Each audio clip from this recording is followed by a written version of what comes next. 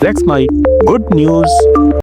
ओडिशा के ढेंकानाल जिले की 8 इंच लंबाई के लगभग एक छोटी सी छात्रा सुनीता नायक ने अपनी मैट्रिक परीक्षा केंद्र के दरवाजे तक पहुंचने के साथ ही एक बड़ी जीत दर्ज कर ली है। 18 इंच की ऊंचाई वाली सुनीता जन्म से ही बोलने और सुनने में असमर्थ है, लेकिन उनके मन में शिक्षा के प्रति लगाव और दृढ़ संकल्प इतना गहरा है कि शारीरिक दिक्कतें और आर्थिक तंगी भी उनके रास्ते में रोक नहीं बन पा रही है। हर दिन परीक्षा केंद्र तक जाने के लिए उनकी माँ उन्हें गोद में लेकर ले जाती है और ये दृश्य वहां मौजूद हर शख्स के लिए एक चुपके जताई गई लड़ाई की याद दिलाता है। सुनीता के पिता का दशक पहले निधन हो गया, जिसके बाद से उनकी मां ने अकेले इस छोटी सी लड़की को बढ़ाने और उनकी पढ़ाई का खर्च उठाने की जिम्मेदारी संभाल ली। लिखने में दिक्कत होने के कारण उनकी परीक्षा लेखन के लिए एक कजिन या रिश्तेदार उत्तर पुस्तिका में उनके इशारों के आधार पर जवाब लिखता है। वे शब्दों की जगह हाव भाव और संकेतों के माध्यम से अपने जवाब देती है और इस छोटी सी दूरी को भी उन्होंने लंबी सी लड़ाई बना दिया है। अध्यापकों और स्कूल के अधिकारियों का कहना है कि सुनीता कभी भी अपनी शारीरिक कमजोरी को शिक्षा के रास्ते में आने नहीं देती, बल्कि हमेशा पढ़ाई के लिए तैयार रहती है। सुनीता की ये जीत सिर्फ एक छात्रा की नहीं, बल्कि उन सभी बच्चों की भी जीत है जो शारीरिक या आर्थिक बाधाओं के बावजूद पढ़ाई को जारी रखने की जिद पकड़े हुए हैं। ओडिशा के स्थानीय स्तर पर इस लड़की की जद्दोजहद ने लोगों को याद दिलाया है कि किसी भी व्यक्ति के सपनों की लंबाई नहीं होती, बस उसके दिल में जितना साहस और दृढ़ निश्चय हो, उससे फर्क पड़ता है। परीक्षा केंद्र पर उनकी मां की गोद से उतरने वाली वह छोटी लड़की आज बड़ी ही दूर तक लंबे सफर की निशानी बन गई है और ये बात बार बार दोहराती है कि जीत ऊंचाई या लंबाई से नहीं, बल्कि चरित्र और हिम्मत से तय होती है। सुनीता नायक अब भी चाहती हैं कि वह मैट्रिक परीक्षा पास करने के बाद आगे की पढ़ाई जारी रखें और उनके आसपास के लोगों के लिए इरादा न केवल एक व्यक्तिगत लक्ष्य है, बल्कि पूरे गांव के लिए एक नई प्रेरणा का संकेत भी। उनकी कहानी ये नहीं बताती कि वह कितनी छोटी है, बल्कि ये दिखाती है कि उनकी जिद, उनकी माँ की मेहनत और उनके रिश्तेदार की टीम वर्क ने उन्हें उस दरवाजे तक पहुंचा दिया, जिसके आगे बस बोर्ड की ओर से दी गई एक और चुनौती है और जिसे वह इसी आत्मविश्वास से पार करेंगी जिसने उन्हें इतना आगे लाया है। ऊंचे ऊंचे पहाड़ों के बीच खड़ा एक छोटा सा पेड़, जिसकी छाल ने हजारों साल पहले ज्ञान, चिकित्सा, धर्म और कला को आगे बढ़ाया था, आज खुद अपने अस्तित्व के लिए संघर्ष कर रहा है। हिमालय की ऊंचाई वाले जंगलों में पाए जाने वाला भोजपत्र वृक्ष, जिसे वैज्ञानिक भाषा में बेतुला यूटिलिस कहा जाता है, मानव इतिहास को बेहद शांत ढंग से संरक्षित करता रहा है। कागज जैसी सुविधाएं आने से पहले यही छाल उन ग्रंथों, वैदिकीय लिखावटों और साहित्यिक रचनाओं का आधार थी, जिन्हें आज तक भारतीय दर्शन और संस्कृति के महत्वपूर्ण दस्तावेज माना जाता है। कई विद्वानों के मुताबिक इसी भोजपत्र पर वेद, उपनिषद और विभिन्न तंत्र मंत्र जैसी ग्रंथ परंपराएं दर्ज रही है, जिससे विचार एक पीढ़ी से दूसरी पीढ़ी तक बिना टूटे आगे बढ़ पाए। भोजपत्र की पतली, चिकनी और टिकाऊ छाल को यूरोपीय कागज की तुलना में बहुत अधिक आयु वाली माना जाता है, इसीलिए इस पर लिखे ग्रंथ लंबे समय तक बिना खराब हुए सुरक्षित रह सकते थे।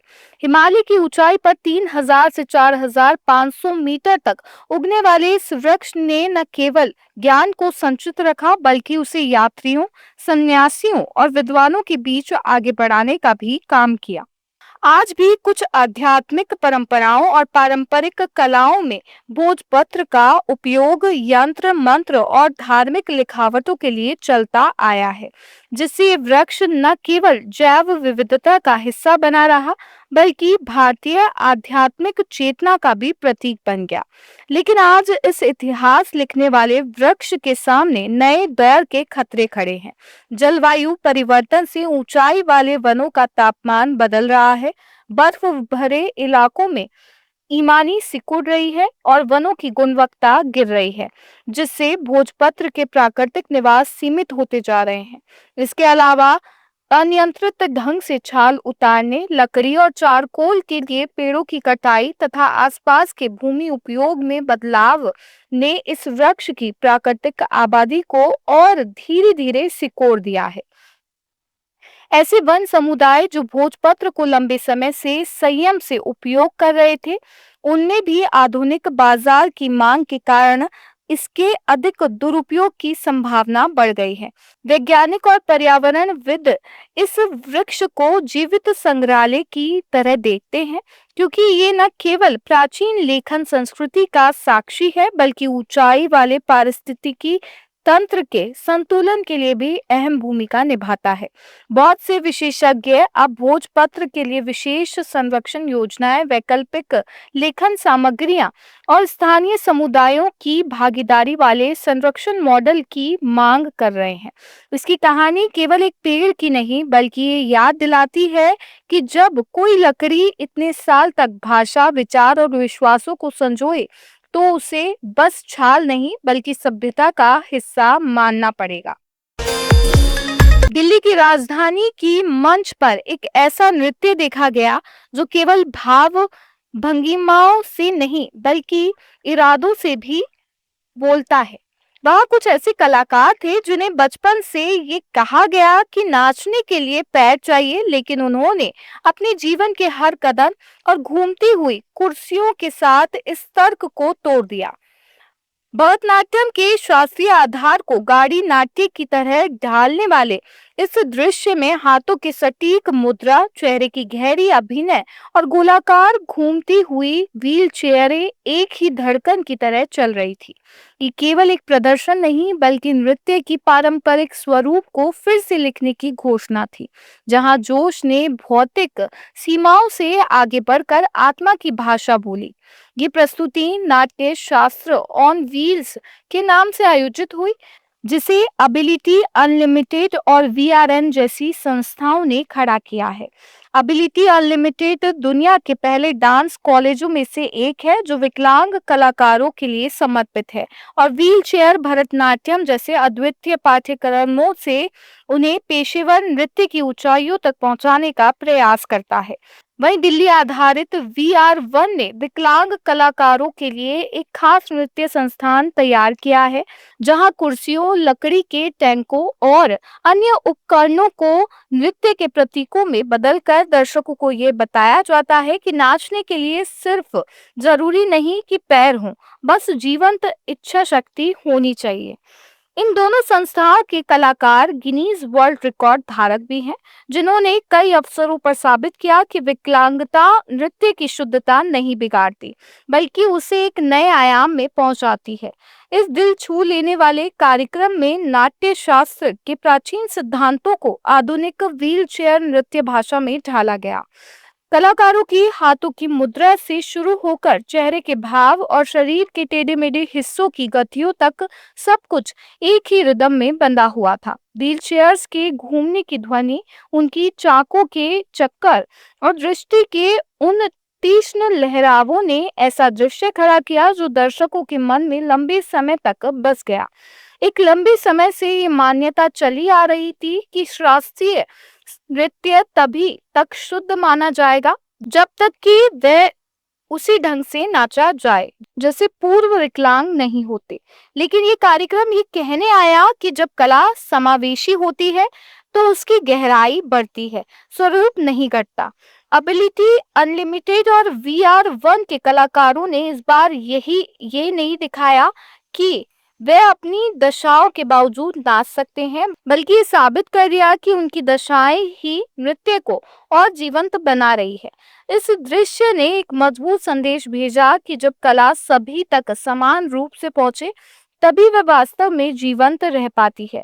ये नृत्य दुनिया को दो बातें याद दिला रहा है। पहली, ये कि नाचने के लिए जरूरी नहीं कि पैर हो, बस आत्मा में आग हो। और दूसरी, ये कि स्टेज पर विकलांग कलाकारों को भी वही सम्मान, अवसर और तकनीकी सुविधाएं मिले जो सामान्य नृत्य कलाकारों को मिलती है।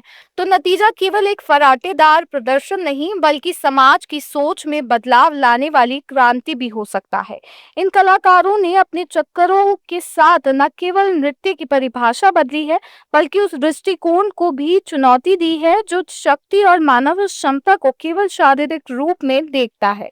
इस दिशा में जाते हुए ये कहानी न केवल टेलीविजन या सोशल मीडिया की एक वायरल वीडियो नहीं बनकर रह जाती, बल्कि इसे भारत के सांस्कृतिक और सामाजिक इतिहास में एक नए अध्याय के रूप में याद किया जाना चाहिए, जहां नृत्य ने विकलांगता को न केवल स्वीकार किया, बल्कि उसे अपने लय ताल का हिस्सा बना लिया।